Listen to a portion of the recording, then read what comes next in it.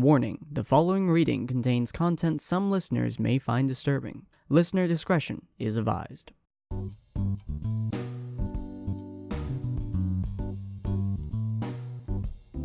Rainbow Dash sighed as she watched the seconds tick by. It was 11:55 p.m. at the time, a mere 5 minutes away from when she could leave the boarding cash register and get back home to Soren, her cult friend, for dinner. There hadn't been any customers for a good 3 hours now, and Rainbow had tried to occupy herself with her thoughts, thinking about what it would be like once her wing had healed and she could return to the Wonderbolts. It only brought a few moments of release, and soon she returns to stare at the clock, every second passing by agonizingly slowly. Oh, come on already, you stupid clock! She groaned, slamming her head against the counter in agony as the clock seemed to run even slower. The manager of the store had made it quite clear to Rainbow that if she was caught on camera leaving even a second early, he wouldn't pay her the meager salary she was making. Of course, that was mainly because she had been late getting to work every day by at least 2 hours, if not more. She had attempted to make an excuse that she had been busy organizing the home, but the manager hadn't believed her whatsoever, and decided she would be punished for lying by having to work extra hours without pay. Hence why she was sitting here right now. Sometimes she got the feeling that the manager was enjoying punishing her. A loud buzz startled her out of her thoughts, making that it was midnight and her shift was over. She was overjoyed. Then her thoughts shifted to Soren. She hadn't exactly told him why she had to work extra hours, and he was probably worried. She had to call him and let him know she was safe. As she dialed the house number and the phone began to ring, she let her gaze move to the dark street outside. It was empty, filled with multiple streetlights, most of which weren't very effective. Since electricity was a relatively new concept in Equestria, most of the things that used it were practically useless, and the power outage that happened next was a perfect example of uselessness. Oh, for the love of... She growled, now completely blind. Thankfully, she was on her own phone, not the shop's. Rainbow walked outside, not bothering to lock the door, and dialed Soren's cell number. He picked up after a few rings.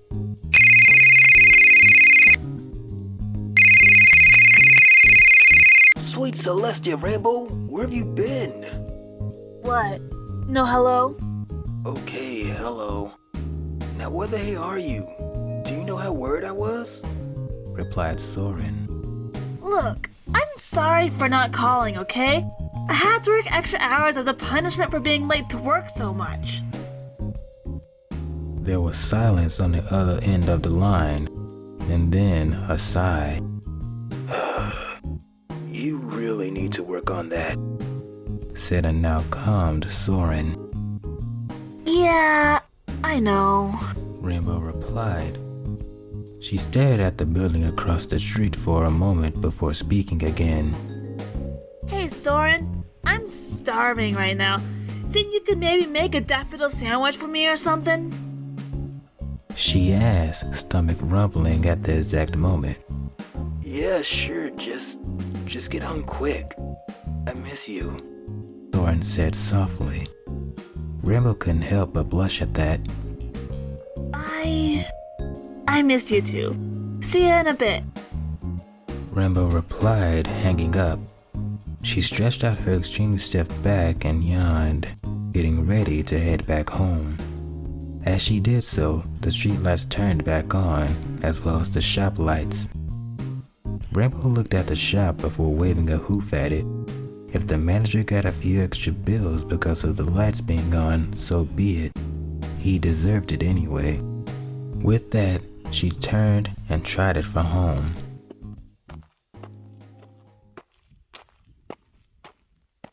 After Rainbow had been walking for a bit, she noticed a figure out of the corner of her eye. She stopped walking and turned around, squinting her eyes to try to make out the figure. It seemed to be standing in the middle of a patch of light created by a street light.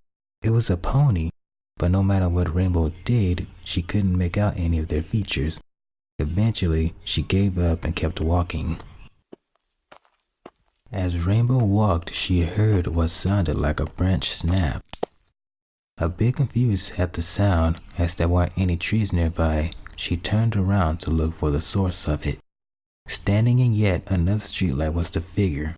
They were completely motionless, just like they had been before. It was eerie, really, since Rainbow couldn't even see their mane moving. She shook her head, telling herself to calm down. She wasn't in any danger. The pony wasn't even moving anyway. She was going to be fine. With that thought securely in mind, Rainbow continued to walk. As she approached an intersection, Rainbow heard a hoof scuff against the stone brick of the road. She flinched a bit, turning around to look behind her. Her heart began to pound quickly. The figure was there, at the entrance of an alleyway, standing motionless. They were definitely following her, and Rainbow knew it. A cold bead of sweat ran down Rainbow's neck as her breathing quickened. She had a feeling she didn't want to meet whoever the figure was. Nonetheless, Rainbow knew she had to keep going. Besides, the pony probably wasn't following her. They might just be another worker coming home from a long day of work. She was getting worked up over nothing. She was unconvinced, but she knew that if some pony were to jump her, she could defend herself. She was Rainbow Dash, fastest flyer and coolest pony in all of Equestria. Thinking about nothing other than that, Rainbow walked to the intersection and waited anxiously for the light to show it was safe to walk across. Suddenly, she heard hoofsteps. Startled, she looked away from the light to notice that the figure was walking to the intersection slowly and steadily. As they reached it, they turned towards Rainbow, their posture the same as the other time she had seen them, completely still. Now, Rainbow was scared. She didn't want to go near that pony. They didn't seem normal. She dry swallowed, praying to Celestia that she'd be safe. The light felt like it took forever to say it was safe to cross. Rainbow was sweating buckets, and she felt like she was hyperventilating the entire time. As the light switched, time seemed to slow down for Rainbow. Every step felt like it took an hour to do so. Rainbow felt like she was hyper aware of absolutely everything. She could hear every hoof step, every rustle of the leaves, every gust of wind. The figure came closer and closer and closer. Soon they passed by one another, only a hoof step apart. But just when Rainbow thought she was safe, a pink hoof blocked her from walking any further. Frozen in fear, she turned around. Dashy, why are you in such a hurry? Asked a familiar mare, somewhat of a sinister smile on her face. Rainbow's eyes widened. This pony looked like Pinkie Pie, but something felt off to Rainbow. I just want to throw a party for you, the mare said, her smile widening more and more until it was too wide for even Pinkie. Rainbow, frozen in terror, watched as the pink mare's face changed into something that belonged in her nightmares. The mare's body followed, twisting and turning into a grotesque and unnatural version of her previous self. The smile grew even wider, revealing a mouth with sharp teeth. A laugh, cold and piercing, came from the thing. When Rainbow heard that laugh, she ran. She galloped as fast as her legs could carry her, sprinting down the street. A screech, similar to that of nails creeping down a chalk walk, told her that the creature behind her was now chasing her. She could see home ahead of her, but she knew she had to lose that demon before she could hide there. And so, she turned left, jumping over a wall as she did so. As the screech still came from behind her, she leaped over a fence, sprinting across the backyard. She jumped the fence there as well, before turning left yet again and hiding in the hedge located next to her home. She listened carefully, adrenaline pumping through her for any sign of that creature still following her. Although she didn't hear it, she waited for a good 20 minutes before creeping through the hedge and arriving at her back door. She opened the door before closing it carefully. Soren? She whispered quietly. Hearing nothing, she entered her living room. She felt confused when she saw no pony was there. Soren? She asked, a bit louder this time. She looked around the dark house, wondering if Soren had fallen asleep again. There was no sign of him. She entered the kitchen before her eyes widened in terror once more.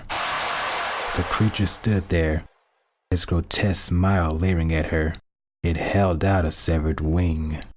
Welcome home, Dashi.